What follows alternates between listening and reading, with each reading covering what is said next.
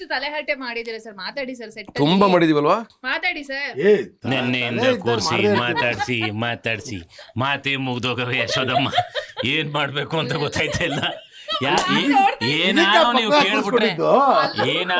ಕೇಳ್ಬಿಟ್ರೆ ನಾವ್ ಹೇಳ್ತಾ ಹೋಯ್ತಿವಿ, ಹಂಗಾಗ್ಬಿಟ್ಟಿದೆ. ಕೂಡ ಕೆಲವೆಲ್ಲ ನೀವೇ ಮಾತಾಡಿದ್ರೆ ಎಷ್ಟು ಮಜಾ ಇರುತ್ತೆ. ಯಶೋದ ಬಹುಶಃ ಇಡೀ ಥಿಯೇಟರ್ ಸೈಲೆಂಟ್ ಆಗಿದ್ರೆ ಯಶೋದ ಒಬ್ಬರೇ ನಗ್ತಾ ಇರ್ತಾರೆ. ಬಚ್ಚಗೌಡ, ಹಾ ಹೇಳು, ನೀನು ಬಚ್ಚ, ನಾನು ಬಚ್ಚಗೌಡ.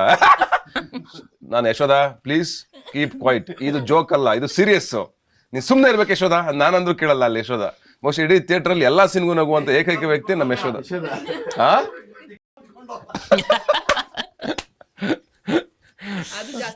Enjoyed A lot. ನನ್ನ ಪ್ರಕಾರ ಆ ಸೆನ್ಸ್ ಇದ್ದು ತುಂಬಾ ನಗ್ತಿರಮ್ಮ. ನಾವೇ ನಕ್ಕದ್ವಿ, ನಾವೇ ಎಂಜಾಯ್ ಮಾಡಿದ್ವಿ ನಮ್ಮ ಸಿನಿಮಾ ನೋಡಿ ಅಂತ ಹೇಳ್ತೀವಲ್ವಾ. ನಮಗ್ ಗೊತ್ತಾಗ್ಲಿಲ್ಲ ಮುಗ್ದಿದ್ದು ಸಿನಿಮಾ ಆಗೋಯ್ತಾ ಅಂದ್ರೆ, ಯಾಕೆ ಆಗ್ಲಿಲ್ಲ ಒಂದು ಕಾಲ ಅವ್ರ ಫಸ್ಟ್ ಹೌದಾ ಅಂತ ಅನ್ಸ್ಬಿಡ್ತು ನಮ್ಗೆ. ಈಗ ನಮ್ಗೊಂದು ಐಡಿಯಾ ಬೇಕಲ್ಲ, ಏನೋ ಇಂಟರ್ವ್ಯೂ ಮಾಡಬೇಕು, ಏನೇನಾಗೈತೆ ಸಿನಿಮಾ ಹೆಂಗ್ ಬಂದೈತೆ ಅಂತ.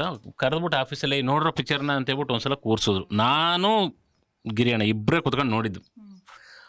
ಫಸ್ಟ್ ಹಾಫ್ ಮುಗೀತು, ನಾವಿಬ್ರು ರಪ್ಪಂತ ಹೆಂಗೆ ಮಕ್ಕ ನೋಡ್ಕೊಂಡು, ಯಾಕೆ ಇಷ್ಟು ಬೇಕನಾ 35-40 ನಿಮಿಷಕ್ಕೆಲ್ಲ ಫಸ್ಟ್ ಹಾಫ್ ಇಟ್ಟವ್ರಿಂದ ಸೆಕೆಂಡ್ ಹಾಫ್ ಲ್ಯಾಗ್ ಆಗ್ಬಿಡೋದಿಲ್ವಾ ಅಂತ ನಮಗೆ ಹೊರಗೆ ಬಿಡೋದು ಬಂದು ನೋಡಿದ್ರೆ ಫಸ್ಟ್ ಹಾಫ್ ಹೆಂಗೆ ಅನ್ನಿಸ್ತಾ, ಚೆನ್ನಾಗೈತೆ. ಇವ್ರಿಗೆ ಡೌಟು, ಹೆಣ್ಮಕ್ಳು ಚೆನ್ನಾಗೈತೆ ಅಂತವ್ರಲ್ಲ, ಏನಾರ ಮಿಸ್ಟೇಕ್ ಆಯ್ತಾ ಅಂತ ಕೇಳಿದ್ರೆ, ಯಾಕ್ರೋ ಅಂತ ಕೇಳಿದ್ರೆ, ಅಲ್ಲ 35-40 ನಿಮಿಷಕ್ಕೆಲ್ಲ ಒಂದು ಕಾಲ ಅವರ್ ಐತೆ ಕಂಡ್ರು ಅಂತ ಇವರು. ಅಂದ್ರೆ ಅಷ್ಟು ಫಾಸ್ಟಾಗಿ ಮುಗಿದೋಗ್ಬಿಡುತ್ತೆ, ಗೊತ್ತೇ ಆಗಲ್ಲ.